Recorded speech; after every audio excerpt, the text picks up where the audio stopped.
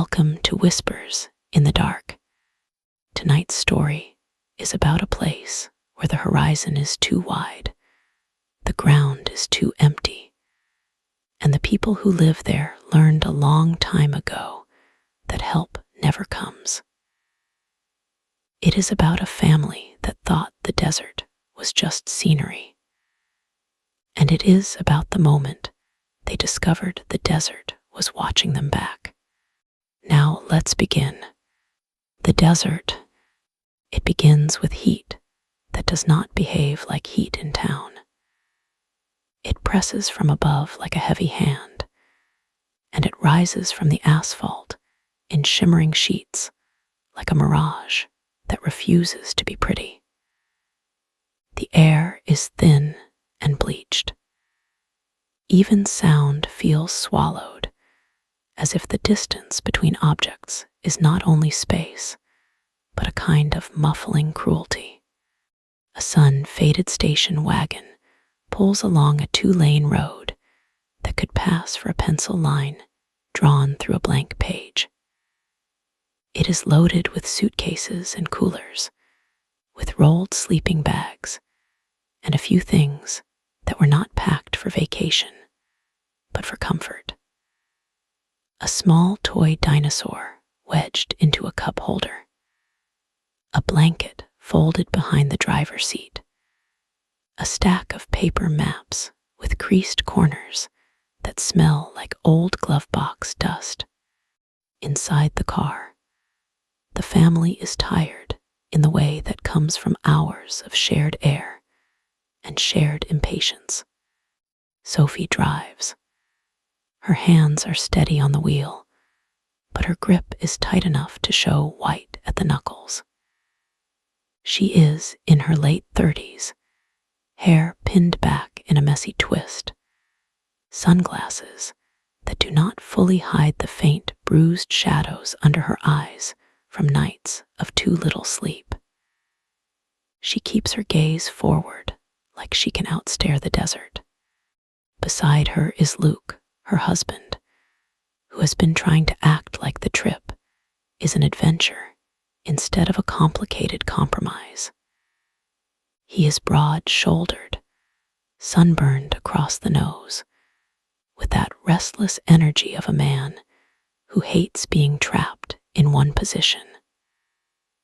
Every few minutes, he shifts and checks the side mirror, as if expecting to see something other than empty road. In the back are their children. Ivy, 16, knees drawn up, headphones on but not playing anything. She watches the landscape with a bored, slightly uneasy expression that she would deny if asked. Noah, 9, is leaned against the window with his mouth open slightly, half asleep, sticky with melted candy and road trip sweat. And between them is Aunt Jessa, Sophie's younger sister, who came along to help with the kids and to help Sophie pretend this was normal. Jessa has a bandage on one finger from a kitchen mishap days ago, and she taps it with her thumb when she is nervous. The radio plays a station that fades in and out. A song dissolves into static. A voice returns in broken pieces. Weather, warnings, an advertisement for a roadside attraction that promises the biggest something in the world. Then more static. Luke twists the dial. The static resists like it has weight. Sophie says, without looking at him, "Stop fighting it." "I am not fighting it," Luke says. "You always fight everything," Ivy mutters, not loud enough to be called a comment, but loud enough to be heard. Luke turns around in his seat. "You want to drive?" Ivy does not respond. She raises her middle finger slightly and hides it behind her knee. Sophie exhales. The air inside the car is warm and stale. She wishes for a breeze, but the windows are up because the air outside is hotter and smells faintly like burned minerals. A sign appears ahead, bright white against the brown hills. It is weathered. The letters are bleached but still readable. Caution, no services, next 80 miles. Luke whistles softly. 80 miles. Sophie nods. We have gas.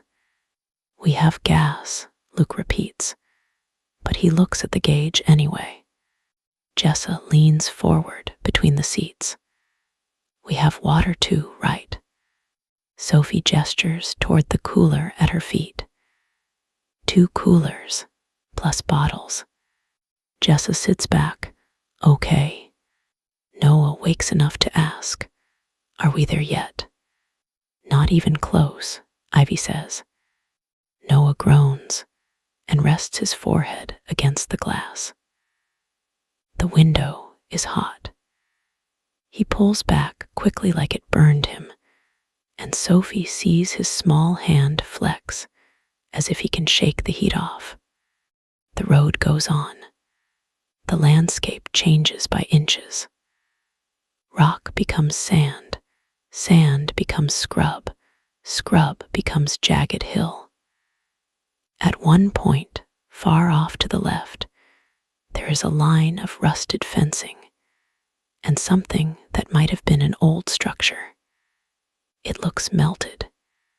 It looks like a skeleton that has sunk into the earth. Luke leans closer to the windshield. What is that? Nothing, Sophie says. It is not nothing. It is nothing we need, Sophie says, and she keeps driving. The truth is she saw it too. The way it rose from the ground like a mistake. The way it seemed to be waiting. The way the road felt suddenly narrower despite being the same width. Then the car shudders. It is subtle at first, a vibration that starts in the steering wheel and travels through the frame. Sophie lifts her foot slightly, easing off the accelerator. The vibration becomes a wobble. The wobble becomes a rhythmic thump. Luke sits up straight. Tire. Sophie's heart dips. No. Yes, Luke says. Pull over. There is nowhere, Sophie says. But she already sees a patch of gravel shoulder ahead. A sliver of mercy. She pulls the station wagon to the side. The tires crunch on gravel. The heat hits them through the glass like a wave. They stop. The engine ticks. Outside, the desert is silent except for that ticking and the faint hiss of wind that is so light it feels like imagination. Luke opens his door. It creaks. He steps out and immediately squints, hand shielding his eyes. The sun above makes him look smaller. Sophie watches him walk around to the rear. The kids watch too. Ivy slides her headphones down around her neck. Noah presses his face close to the window again, careful this time. Luke crouches by the rear tire. He touches it. He jerks his hand back. Too hot, he calls. Sophie opens her door. Heat smashes into her like a wall. She steps out anyway, feels the soles of her shoes soften slightly against the hot gravel. The air smells metallic and dry, like old pennies heated in an oven. What is it? She asks. Luke points. The tire is shredded along the side, not a simple puncture. It looks like it was torn. Sophie's stomach tightens. How did that happen? Luke shakes his head. He looks around at the road, at the gravel, at the empty stretch behind them. Maybe we hit something. Sophie looks too. There is nothing. No debris. No sharp object. The road behind is smooth, the shoulder clean. Jessa climbs out with Noah. Ivy follows, reluctant, shielding her eyes with one hand. Do we have a spare? Jessa asks. Luke opens the trunk. The smell inside is trapped heat and plastic and old sunscreen. He digs under suitcases until he finds the spare. It is a donut spare, small and inadequate. I can do it, Luke says. Sophie looks out at the hills. They are not mountains. They are too low for that. But they rise in uneven lumps, dotted with rocks like broken teeth. The scrub brush is sparse, twisted. The hills look like they were chewed and spat out. She has the sensation, sudden and strong, that they are not alone. She squints. Far up on one ridge, a dark shape interrupts the pale sky. It could be a bush, it could be a rock, but it is too upright. Her mouth goes dry. Sophie, Luke says. She forces her eyes away. Nothing, just hurry. Luke jacks up the car. The metal groans. Sweat rolls down his temple. He curses when the jack slips slightly in the gravel. The sound echoes oddly, swallowed and returned in a faint, warped way. Ivy stands with her arms crossed, watching the horizon. She keeps glancing toward the hills, not just to look, but to check. Noah picks up a small rock and tosses it. It bounces once and lands with a soft puff of dust. Jessa says, "This is creepy." Sophie says, "It is just empty." But she knows empty is not the same as safe. Luke gets the tire off. The shredded rubber is heavier than it should be. He tosses it into the trunk with a dull thud. That is when a sound drifts to them.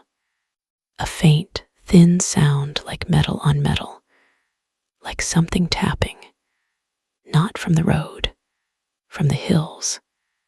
Luke pauses. Do you hear that? They all go still. Even Noah stops moving. The sound comes again. Tap, tap, tap, a little irregular. It reminds Sophie of someone hammering a nail, but far away. It is probably something in the wind, Sophie says, though the wind is barely there. Luke wipes sweat from his forehead. His eyes are fixed on the ridgeline now. Let us go, he says, and his voice has lost its forced cheer. He tightens the spare. He lowers the car. The jack collapses with a clank. The sound feels too loud. They pile back in. The doors shut with heavy finality. Sophie turns the key. The engine hesitates. Her heart leaps into her throat. Then it starts, rough and sputtering like it does not want to be awake in this heat. Luke lets out a breath. Okay, okay. Sophie pulls onto the road. The spare tire makes a different sound, a higher hum. It feels wrong under the car, like a limp. They drive. For 10 minutes, nothing changes. The hills stay on their sides. The road stretches ahead. The sun stays cruel. Then the radio clicks on by itself. Sophie's hand tightens on the wheel. Static pours out, then a voice, faint and garbled, calling if anyone rode. 19, please. Luke leans forward twisting the dial. Hello. No answer. The voice comes again, just a fragment. Help, they watching. Then the radio goes dead. Not static, dead silence. Luke stares at it. That is not normal. Jessa whispers. Maybe someone else broke down. Sophie says nothing. Her eyes are on the road, but her mind has gone to that shape on the ridge. Watching, the road bends slightly, a gentle curve that hides what is ahead. When they come around it, Sophie sees something that makes her stomach drop. A car is parked on the shoulder ahead. It is not new. It is dented and dusty. Its hood is open. No one stands near it. Luke says, someone is there. Sophie slows. We should not stop. Luke looks at her. If they need help. Ivy says, number Dad, no. Noah sits up. What is that car? Jessa bites her lip. Maybe we can just see if they are okay and keep going. Sophie's pulse thuds in her ears. The car on the shoulder looks abandoned, but the hood being open feels like a signal, like a trap. The closer they get, the more details appear. The windshield is cracked. The driver's side door is ajar. Sophie's mouth tastes like pennies. She wants to keep driving, but her foot eases off the gas anyway, as if her body is making decisions without her permission. Luke says, pull over, just for a second. Sophie pulls over, but she keeps the car running. She grips the wheel. Quick. Luke opens his door. Stay in the car, he tells the kids. Ivy says, Dad. Luke is already out, walking toward the abandoned car. His shadow on the road is short and dark. Sophie watches him approach. The other car's interior is black, a hot void. Luke leans in through the open door. He says something Sophie cannot hear. He straightens. He looks around. He walks to the front, peers under the hood.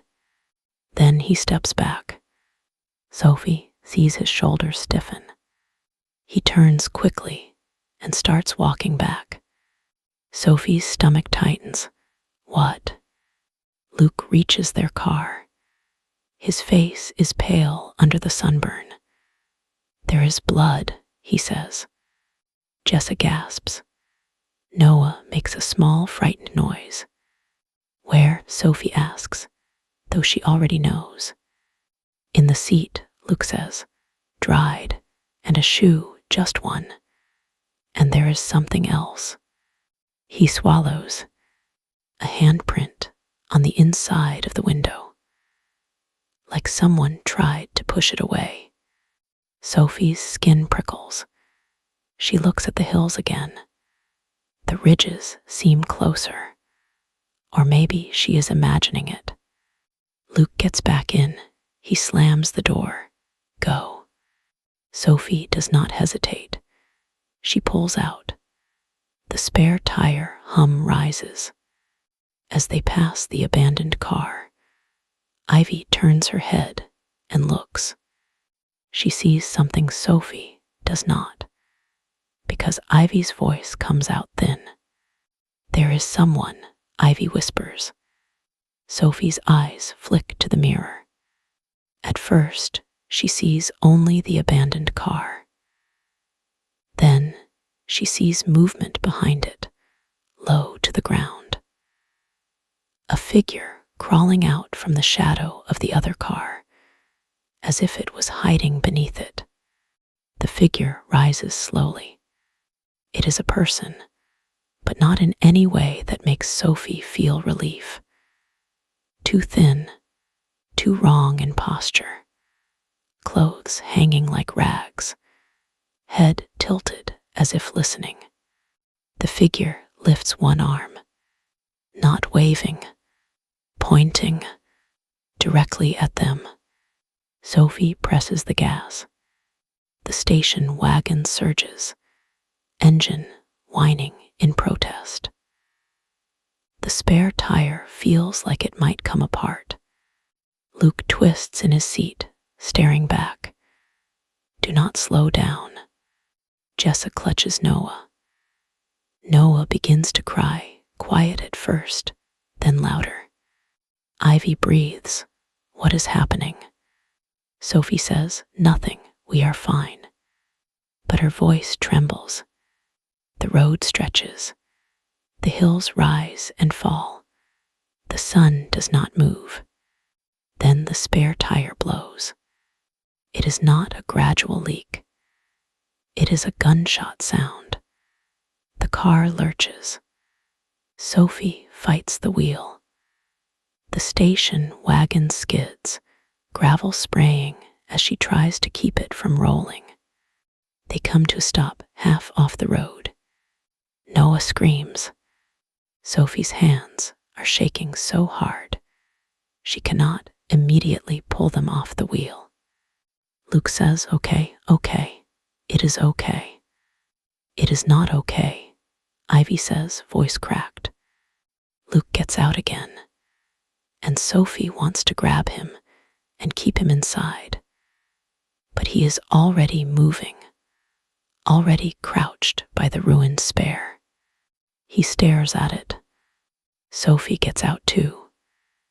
The heat hits her, and something else, a faint smell like rotting meat caught in the sun. Luke says, it is shredded again. Sophie looks. The spare tire is torn open along the side, like the first.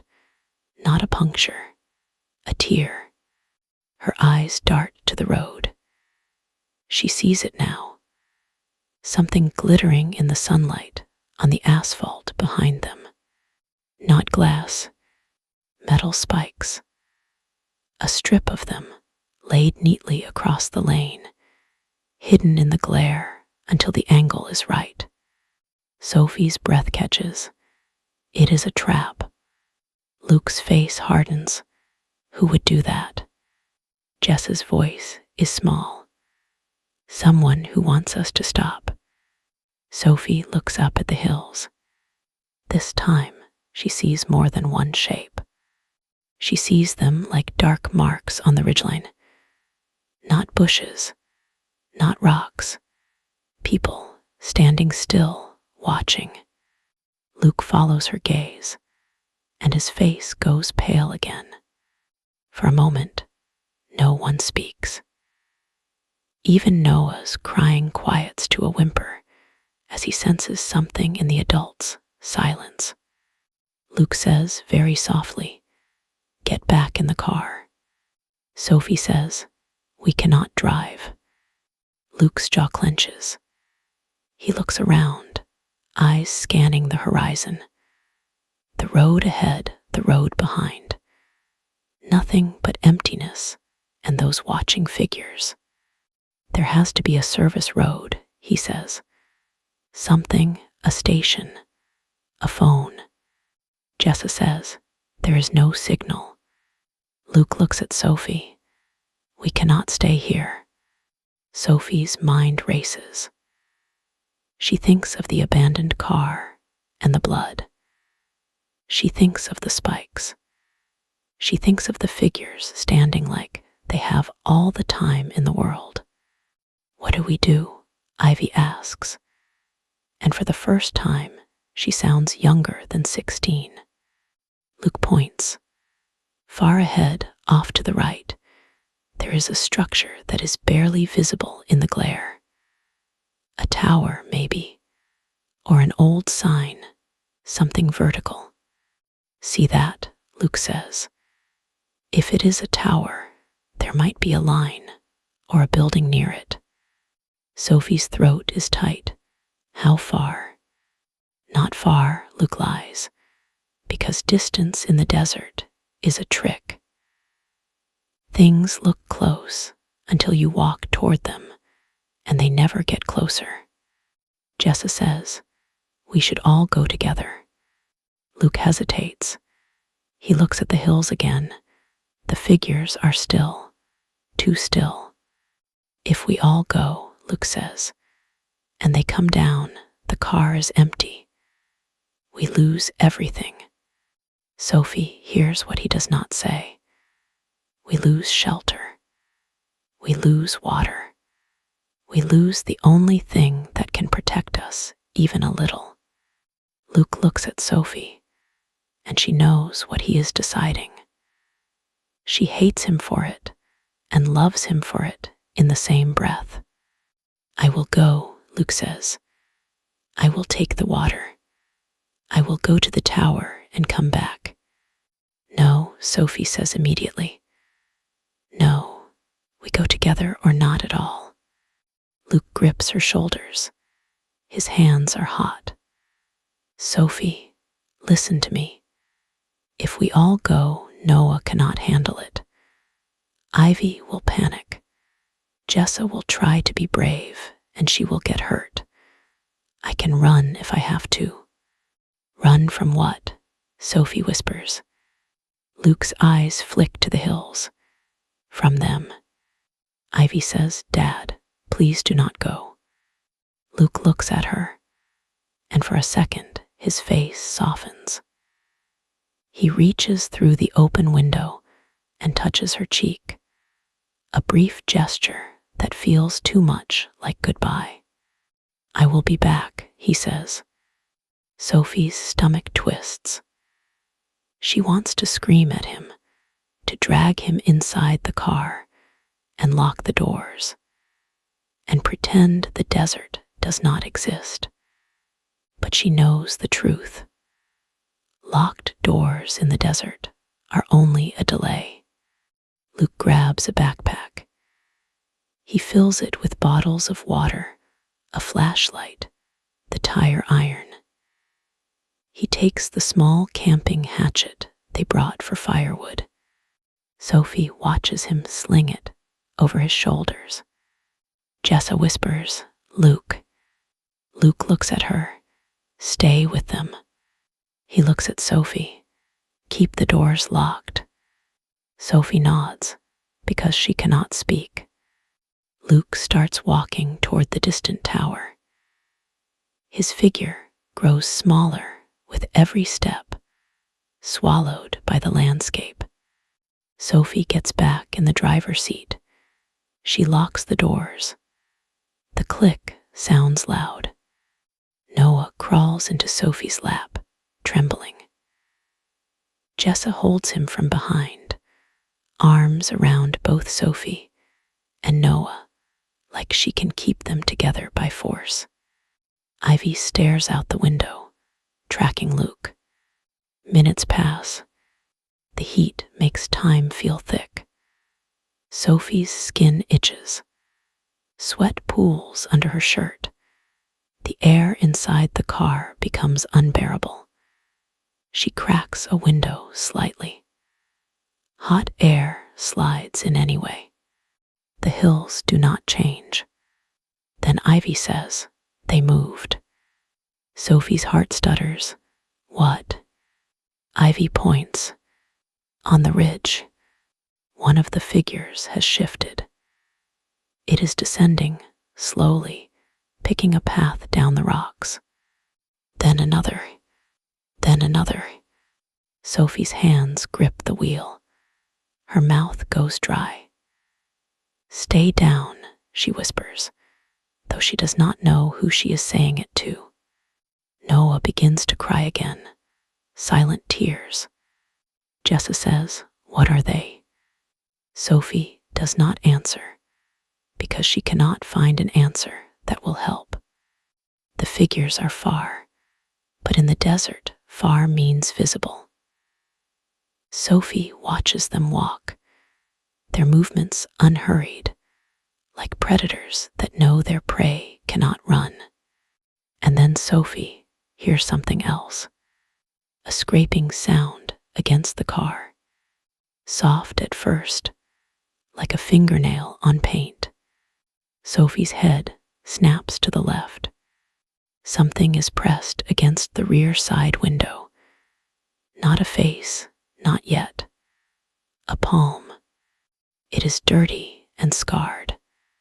The fingers are long. The nails are dark. The skin looks sun-cooked and cracked. Sophie's breath locks in her chest. Jessa sees it too. She makes a sound that is half gasp, half sob. Ivy jerks back. What the hell? The hand slides down the glass slowly, leaving a faint smear. Then a face appears where the hand was. It is a man, but his features are distorted as if his bones were set wrong. His cheekbones jut sharp. His eyes are pale, almost colorless, squinting against the glare. His mouth is too wide when he smiles, gums exposed, teeth uneven. He presses his forehead to the glass and looks in with the fascination of a child staring into an aquarium. Sophie cannot move. Her body is frozen. The man lifts one finger and taps the glass. Tap, tap, tap. The sound Sophie heard earlier. Metal on metal, no, finger on glass. A mimic, a signal. He opens his mouth and speaks, but Sophie cannot hear the words through the glass. She sees his tongue move. She sees spittle dot the window. Then another figure appears on the other side of the car. A woman, hair matted, dress torn. She holds something in her arms. At first, Sophie thinks it is a bundle of cloth. Then it moves. It is a rabbit, alive, struggling weakly. The woman smiles. She looks directly at Noah. Then she twists the rabbit's neck. The movement is quick. The rabbit's body goes limp. Noah screams. Sophie's paralysis breaks. She fumbles for the keys. The engine is still running, but she shoves the gear into drive, forgetting there is no tire. The car lurches slightly, grinding rim against asphalt, a horrible metallic screech. The man at the window laughs. Sophie can hear it now through the cracked window, a wet rasp. Luke is far away, too far. Sophie slams the gear into park again. The car shudders to a stop. Her hands shake violently. The man steps back and looks at the ruined wheel with delight, as if admiring handiwork. He raises his hands and spreads them, a gesture that says, "You are stuck." Then he walks away casually, toward the front of the car, out of Sophie's view. Sophie's mind screams to keep the doors locked, to hold on, to wait for Luke. But the scraping begins again, this time at the trunk. A metallic prying sound, tire iron on metal. "They are getting in," Jessa whispers, voice trembling. Ivy says, "We have to do something." Sophie's eyes dart around the interior. She sees the glove box, a small pocket knife inside. She sees the emergency flare kit. She grabs the flare from under the seat, hands clumsy. She snaps it. The flare does not ignite immediately. Her heart hammers. She shakes it. Then it bursts to life with a blinding red flame. The interior fills with harsh light and smoke. Noah screams again, startled, but then he coughs. Sophie holds it up to the window, near the man's face as he reappears. His pale eyes widen. He recoils with a hiss, like an animal. The woman with the rabbit steps back too, shielding her face. Sophie screams through the glass, voice raw. Get away. The man laughs again, but it is forced now, less confident. He backs off a few steps. Sophie uses the moment. She looks at Jessa. Out, now, to the other side, away from them. Jessa's eyes widen. Out. They will get in, Sophie says. We have to run. Run where? Sophie does not know. But staying means being peeled open like a tin can. Ivy says, Dad is at the tower. Sophie nods sharply. We go to him. Sophie opens her door on the side away from the nearest figures. Heat blasts in. She clutches the flare and ushers Noah out, then Jessa, then Ivy. They stumble onto the gravel shoulder. The figures shout now, harsh sounds that do not form language. Or maybe do, and Sophie's brain refuses to shape them. Sophie runs, dragging Noah by the hand, flare held in the other. Its smoke trailing behind like a bright, wounded tail. They sprint away from the car, toward the open desert, toward the distant tower. Behind them, the car's trunk pops open with a loud metallic snap. A scream rises, not from Sophie's family, but from the figures, angry now, a chorus. Sophie does not look back. The gravel gives way to hard-packed dirt and scrub. The heat is worse away from the road, rising from the ground like breath from an oven. Noah sobs and stumbles. Jessa scoops him up, panting, carrying him with a strength born of terror. Ivy runs beside Sophie, eyes wide, hair whipping across her face. Sophie, Jessa gasps. They are coming. Sophie glances back despite herself. 3 figures are running after them now. Not fast like athletes, but relentless like things that do not tire. Their limbs look too long, their gait uneven, but they cover ground. Sophie's legs burn. Her lungs feel like they are scraping against sand. The tower ahead grows clearer. It is not a radio tower. It is a rusted metal structure with a small shack at its base, half collapsed. A line runs from the top to somewhere unseen. A utility station, maybe. Luke's figure is not there. Sophie's throat tightens.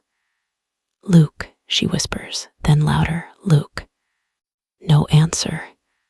They reach the shack. The door hangs crooked. Sophie shoves it, and it swings inward with a groan.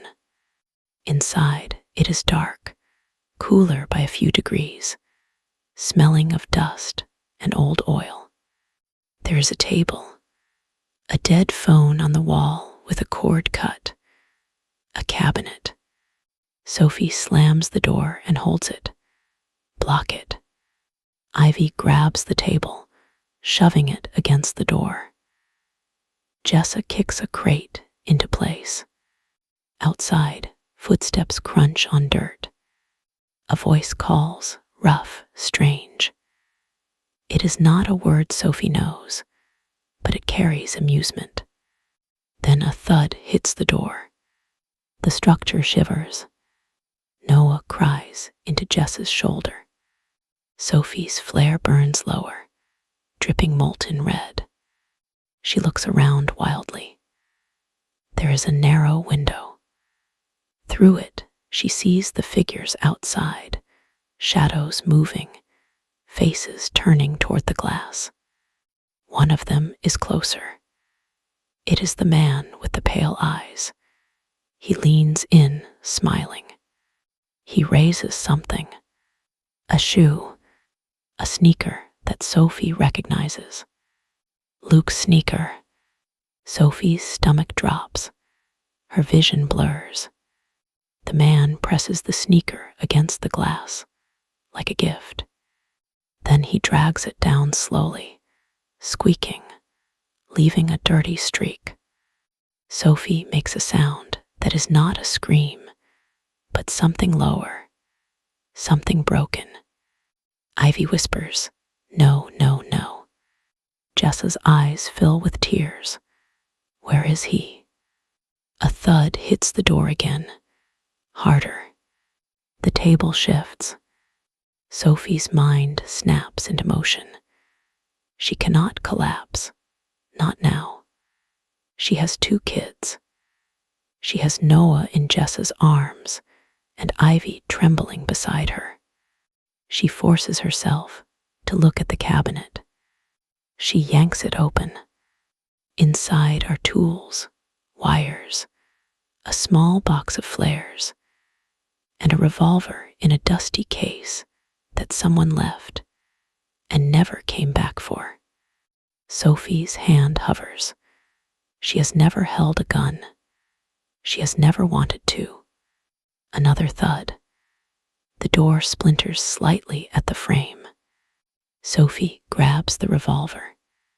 It is heavy, colder than she expects. She fumbles it open like she saw on television. There are rounds inside. Her hands shake. The figures outside laugh. The door bulges inward. Ivy clutches Sophie's arm. Do something. Sophie whispers, "Get behind me." She steps toward the window and raises the gun. The man with pale eyes sees it, and his smile widens, as if delighted by a new toy. Sophie aims through the glass, at his head, at his pale eyes. Her finger tightens. The gun cracks. The sound inside the shack is deafening. The glass spider webs, then breaks outward. The man jerks back. His shoulder blooms red. He shrieks, not in pain only, but in shock, like he never expected prey to bite. The figures scatter, suddenly cautious. They shout to each other, angry. Sophie's ears ring. Smoke hangs in the air. The door thuds again, but less coordinated now. They are regrouping.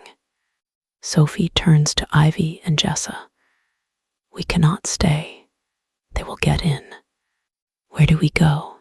Jessa whispers. Sophie looks at the back of the shack. There is a narrow hatch, partly hidden by debris. She runs to it, yanks it open. A crawl space leads under the structure, then out into a shallow ditch behind it. "Go," Sophie says. "Now." Jessa crawls first with Noah. Ivy follows. Sophie hesitates 1 heartbeat, listening to the door splinter further, then crawls after them. Revolver clutched tight, flare almost dead. They slip out into the ditch. It is shallow, but provides cover. The ground is cooler here, shaded by the structure. They crouch low. From the ditch, Sophie can see the front of the shack. The figures are there, pounding, prying, snarling. One of them clambers onto the roof, stomping. Then the door gives. The table inside scrapes as it is shoved aside. The figures surge in like a wave of hungry bodies. A moment later, a frustrated scream rises. They found it empty. Sophie holds her breath, body rigid. The pale-eyed man appears in the doorway, clutching his wounded shoulder. His eyes scan the ground, searching for tracks. Then his gaze shifts toward the back, toward the ditch. Sophie's heart stalls. He starts moving, slowly, carefully, like he knows he has time. Sophie raises the revolver, aiming. Her hands are steadier now, not because she is calm, but because fear has become a kind of focus. The man steps closer. Behind him, the others spill out, spreading, circling. Sophie whispers to Ivy, "When I shoot, run. Do not stop. Do not look back." Ivy's eyes are huge. She nods. Jessa clutches Noah. Noah's face is wet, eyes squeezed shut. The man reaches the edge of the ditch. He leans forward, peering down. His smile returns, slow and cruel. He opens his mouth to speak. Sophie fires. The shot hits him in the chest. He staggers, surprise flashing across his face. He falls backward onto the dirt. The figures howl. Sophie screams, "Run!" They scramble out of the ditch and sprint, not toward the road, not toward the car they left behind, but toward the hills on the opposite side, toward the broken landscape where maybe they can hide. Maybe they can find a place the figures do not own. The figures chase. The desert becomes chaos. Rocks tear at their shoes. Scrub scratches their legs. Sophie's lungs burn. Behind them, the figures shout and whoop, their voices carrying in the open air. Sophie hears a new sound then. An engine. She whips her head toward the road. A truck appears in the distance, coming fast, kicking up dust. For one wild moment, hope explodes in her chest. A passerby, "Help." Sophie waves her arms, screaming, "Help, stop." The truck slows. It pulls toward the shoulder. A man steps out, older, wearing a cap, squinting. Sophie runs toward him, crying, "Please, please, they are chasing us." The man looks past her, toward the figures. His expression does not turn to concern. It turns to recognition. He raises his hand, not to help, to signal them. Sophie freezes mid-stride, horror slicing through her like ice. The older man smiles, small and knowing. "You should not have come out here," he says, voice calm. Sophie backs away, revolver lifting. The man's smile widens. "Now you know," he says. "There is no road that does not belong to someone." The figures close in, not rushing now, confident again. Sophie's mind fractures with one clear thought. Luke. She cannot save him. She cannot undo what happened. But she can still save Ivy and Noah. She turns and shoves Ivy and Jessa away from the road, toward a cluster of boulders. "Go," she screams, "go." Ivy hesitates, reaching for Sophie. Sophie shouts, "Go." Jessa drags Ivy. Noah cries, reaching back toward Sophie. Sophie stands between them and the approaching figures. Revolver raised, last flare smoke trailing from her hand like a dying comet. The pale-eyed man is back on his feet, blood dark on his shirt, eyes blazing with rage now. The older man from the truck watches with amusement, as if this is entertainment. Sophie fires again. One figure drops, another stumbles. They scatter, then regroup, circling wider, looking for angles, for a way to take her without losing more. Sophie's arms shake from the recoil. Her ears ring. Her throat tastes like smoke. She hears Ivy screaming somewhere behind the rocks. She hears Noah crying. She hears Jessa shouting his name. Then Sophie hears something else. A voice distant, familiar. Sophie. She whips her head. From behind the rocks, from a shallow ravine, Luke stumbles into view. He is alive. His shirt is torn. Blood streaks his arm. His face is bruised. But he is moving. Sophie's chest tightens with relief, so sharp it almost kills her. Luke holds something in his hand. A flare gun. He raises it toward the figures and fires. The flare arcs through the air and lands near the truck, near the older man. It bursts into flame. The dry brush around the road catches instantly. Fire spreads fast in the heat, licking outward, a bright, hungry line. The older man's smile vanishes. He curses, stumbling back. The figures shriek, startled by the fire. Their confidence breaks. Luke runs toward Sophie. Move. Sophie backs toward him, firing one more shot to keep them away. Luke grabs her hand. He yanks her toward the rocks where Ivy and Jessa hide. They sprint together, weaving through boulders as the fire grows behind them, crackling, spreading smoke. The figures do not follow into the thick smoke. They retreat, shouting, furious, as the flames create a barrier they did not expect. Luke leads them into a narrow ravine. The air inside is cooler, shadowed. The walls close in, turning the wide desert into a tight corridor. They run until their legs fail. They collapse against the rock, panting, shaking. Noah clings to Luke, sobbing into his chest.